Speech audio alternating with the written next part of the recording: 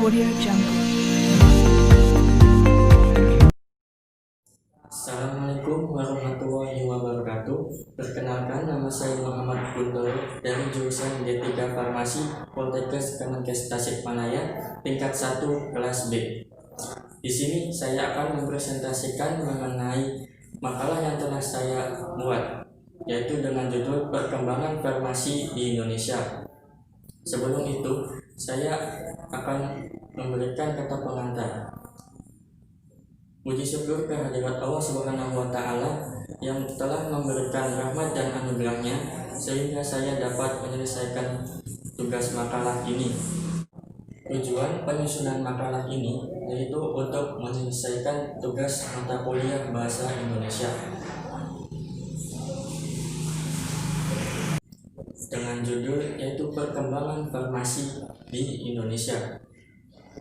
Dan juga saya berterima kasih kepada Bapak Boedi Riswandi yang telah memberikan ilmunya sehingga saya dapat menyelesaikan makalah ini dengan baik. Demikian yang dapat saya sampaikan, semoga makalah ini dapat bermanfaat bagi diri sendiri dan terkhususnya bagi para pembaca. Dan mohon maaf jika banyak kesalahan dalam penulisan makalah ini. Latar belakang dari makalah ini yaitu farmasi merupakan suatu bidang ilmu yang mempelajari seni meracik dari bahan alami, semi sintesis maupun bahan sintesis. Farmasi juga merupakan suatu profesi yang bergerak dalam bidang kesehatan untuk menyembuhkan pasien. Farmasi berasal dari bahasa Latin yaitu pharmakon yang artinya medika atau obat.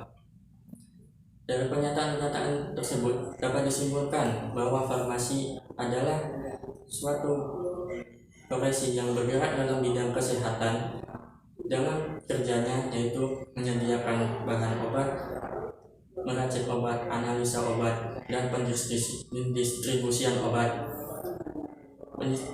Pendistribusian obat tidak hanya kepada manusia namun juga pada hewan. Selanjutnya, rumusan masalah dalam makalah ini yang pertama adalah bagaimana sejarah perkembangan farmasi pada zaman dahulu. Yang kedua, siapa saja tokoh yang berperan dalam perkembangan farmasi. Yang ketiga, bagaimana perkembangan sejarah farmasi di Indonesia. Tujuannya yang pertama adalah mengetahui perkembangan sejarah farmasi pada zaman dahulu. Yang kedua, mengetahui tokoh-tokoh yang berperan dalam perkembangan farmasi. Yang ketiga, mengetahui sejarah perkembangan farmasi di Indonesia. Selanjutnya, dalam bagian pembahasan akan dibahas pertama adalah perkembangan sejarah farmasi pada zaman dahulu. Manusia tidak pernah lepas dari yang namanya penyakit, baik penyakit yang biasa saja, penyakit yang menular, bahkan penyakit yang berbahaya. Namun manusia diberi oleh Allah Subhanahu wa Ta'ala yaitu akal agar dapat menyelesaikan berbagai masalah di dunia ini. Dengan menciptakan ilmu-ilmu, manusia dapat selamat dari yang namanya penyakit. Salah satunya adalah ilmu farmasi. Namun dalam perkembangan pada zaman dahulu, ilmu farmasi masih tidak banyak diketahui oleh orang-orang karena hanya sedikit orang yang mengetahui bagaimana pemanfaatan bahan-bahan alami. Lalu ada tokoh yang bernama Hippocrates. Ia terkenal dengan sebutan Bapak Ilmu Kedokteran. Dengan ilmunya, ia mewujudkan sebuah ilmu kedokteran di mana pada zaman tersebut ilmu farmasi masih bergabung dengan ilmu kedokteran. Tugas dokter yaitu mendiagnosa pasien dan sekaligus menyiapkan bahan obat untuk pasien. Karena hal tersebut, kedokteran terbebani dengan tugasnya sehingga muncul ide bahwa tugas tersebut harus ada yang menggantikannya, yaitu apoteker atau farmasis. Sehingga pada beberapa tahun kemudian muncul raja yang bernama Raja Frederick II.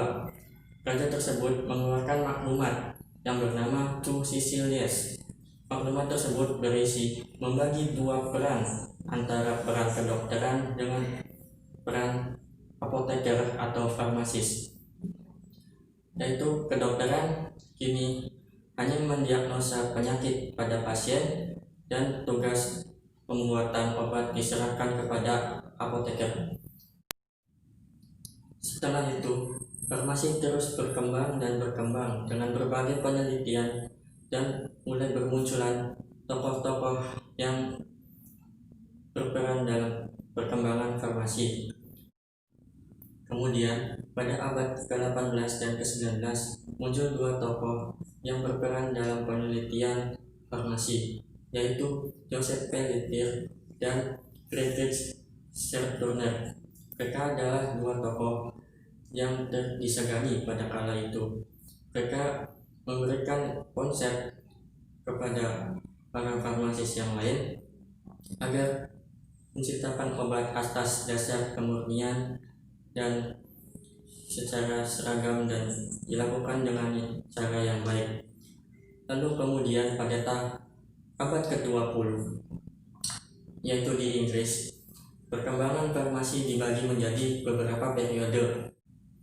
Periode yang pertama yaitu periode tradisional, periode yang kedua adalah periode transisional, periode ketiga adalah periode masa kini, dan yang keempat adalah periode pharmaceutical care.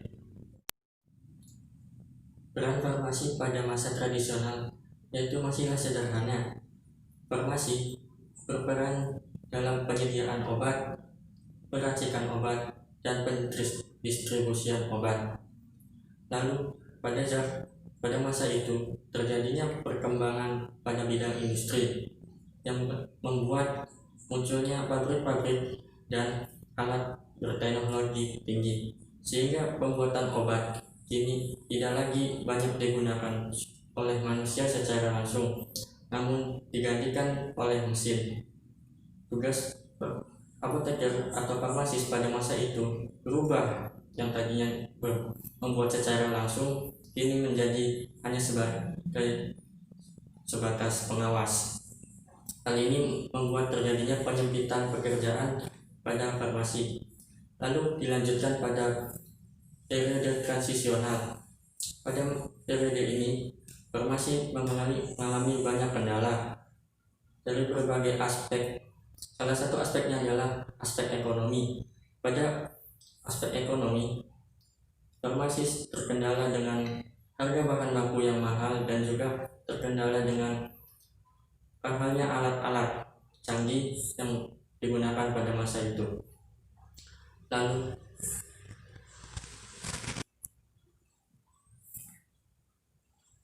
Lalu ada juga aspek tuntutan masyarakat, karena dengan pendidikan yang mahal namun kerjanya kurang terasa, membuat masyarakat bertanya-tanya apa peran serta fungsi dari profesi farmasi ini. Lalu ada juga karena ilmu kedokteran yang semakin tinggi. Karena itu farmasi harus dituntut agar lebih berkembang dengan lebih baik lagi. Selanjutnya adalah periode pada masa kini. Pada periode ini farmasi mulai berkembang secara meluas lagi, karena peran farmasi tidak hanya sebatas sebagai pembuat obat, namun juga bisa berperan secara langsung terhadap pasien. Bisa kita lihat pada rumah sakit, masih banyak ahli farmasi yang bekerja secara langsung menghadapi pasien. Kemudian ada periode pharmaceutical care. Pharmaceutical care masih dalam proses pengembangan. Gagasan ini dibawa oleh Paul dan Morley pada tahun 1998. Pharmaceutical care adalah sebuah konsep di mana farmasis harus berkomitmen dan bertanggung jawab secara menyeluruh dan secara langsung kepada pasien dalam menanggapi konseling terhadap obat-obatan berupa MRP. MRP merupakan suatu masalah yang berhubungan dengan pemberian obat, kelebihan atau kekurangan dosis, atau efek samping yang tidak diinginkan, dan sebagainya.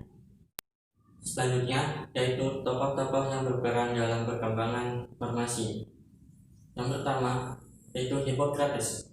Hippocrates merupakan orang yang terkenal dengan sebutan Bapak Ilmu Kedokteran. Ia memiliki pemikiran yang sangat rasional. Dengan pemikirannya tersebut, ia menyatakan bahwa penyakit itu tidak dari suatu yang tahayul. Ia menyatakan bahwa penyakit itu merupakan efek dari lingkungan dan mikroorganisme ataupun patogen. Yang kedua ada Dioscorides. Ia merupakan seorang ahli botani. Ia juga merupakan seorang yang menggabungkan ilmu botani dengan ilmu farmasi yang saat ini dikenal dengan mata farmakognosi. Kemudian ia meriliskan sebuah karya yang bernama The Material Medica. Yang ketiga, Claudius Galen. Ia merupakan seorang dokter dan ahli farmasi bangsa Yunani. Ia diberi kewarganegaraan Romawi. Ia berupaya menciptakan sistem fisiologi atau faal, patologi, dan penyempurnaan pembuatan obat. Ia juga orang yang membuat doktrin formula, yang doktrin tersebut digunakan selama 1500 tahun lamanya. Yang keempat yaitu ada Raja Frederick II. Ia merupakan seorang raja dari Romawi yang mengeluarkan sebuah maklumat yang disebut dengan True Sicilius, di mana maklumat itu membagi dua antara peran kedokteran dengan peran farmasi. Yang kelima ada Friedrich Serturner. Ia merupakan seorang ahli farmasi dari Jerman. Ia dengan kemampuannya, ia melakukan penelitian isolasi morfin dari opium, sehingga pada tahun 1805 ia mendorong peneliti-peneliti yang lainnya untuk melakukan isolasi pada bahan aktif. Sebenarnya masih banyak tokoh-tokoh lain yang berperan dalam perkembangan farmasi, namun saya hanya dapat menyampaikan 5 tokoh tersebut. Selanjutnya yaitu perkembangan farmasi di Indonesia. Perkembangan farmasi berawal dari masa penjajahan Belanda dan Jepang. Namun perkembangannya sangat lambat dan minat warga Indonesia terhadap bidang ini, profesi ini itu sangatlah kecil. Karena pada masa itu ilmu kefarmasian di Indonesia masih sangat minim, sehingga warga Indonesia hanya berperan sebagai asisten apoteker, sedangkan apotekernya diambil dari luar, yaitu dari negara Denmark, Austria, Jerman, dan Belanda. Lalu pada tahun 1946 didirikannya perguruan tinggi farmasi di Klaten dan disusul dengan perguruan tinggi farmasi di Bandung pada tahun 1947. Hal ini merupakan hal yang sangat berarti, karena inilah awal mula dari perkembangan farmasi di Indonesia. Dengan begitu, lebih banyak minat orang Indonesia kepada bidang farmasi. Selanjutnya perkembangan farmasi yaitu pada periode tahun 1957 hingga 1967. Pada periode ini mulai bermunculan industri-industri obat-obatan. Namun pada masa itu terjadi beberapa masalah, yaitu karena kekurangannya devisa dan terjadinya penjatahan bahan baku obat, sehingga industri yang berkembang pada masa itu hanyalah industri-industri yang sangat besar. Melihat hal itu, pemerintah Indonesia melakukan pergerakan, sehingga pada tahun 1960 hingga 1965 pemerintah mengeluarkan peraturan perundang-undangan terhadap bidang kefarmasian. Hal itu bertujuan agar bidang kefarmasian lebih terawasi dan lebih teratur. Perkembangan farmasi terus berjalan hingga saat ini. Pada masa kini, farmasi sudah sangat banyak di Indonesia. Perkembangan farmasi di Indonesia sudah sangat baik, bahkan hampir mendekati periode pharmaceutical care, yang dimana periode ini masih dalam perkembangan. Baiklah, sekian pemaparan yang bisa saya sampaikan. Wassalamualaikum warahmatullahi wabarakatuh.